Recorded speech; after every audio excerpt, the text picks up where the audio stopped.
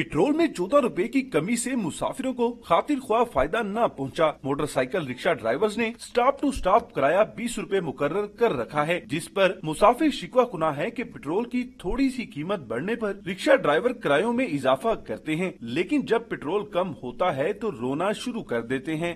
बसां चल जो इन्ना ते बैठो किराया होई किराए की कमी कोई नहीं है, कुछ भी कमी नहीं है। हम तो हैदराबाद से सफर करते हुए आ रहे हैं, यहाँ पर आरिफाला वगैरह सारी जगह घूम के आए हम लोग, हमें तो कोई कमी नजर नहीं आई, वही रेट है।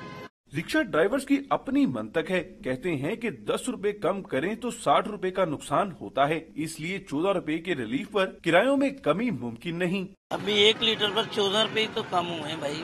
सवारी प्राइस का पहले 30 रुपए ले रहे थे, 20 भी ले रहे, अब टोटल 20 कर दिए नीचे आके स्टॉप बाई स्टॉप।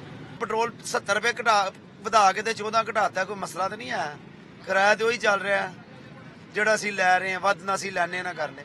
शहरियों ने इल्तिजा की कि हुकूमत पेट्रोल की कीमत कम से कम करे ताकि इसका फायदा आम आवाम तक पहुँचे। कैमरामैन तारिक महमूद के साथ नुमान लियाकत, डॉन न्यूज़, लाहौर।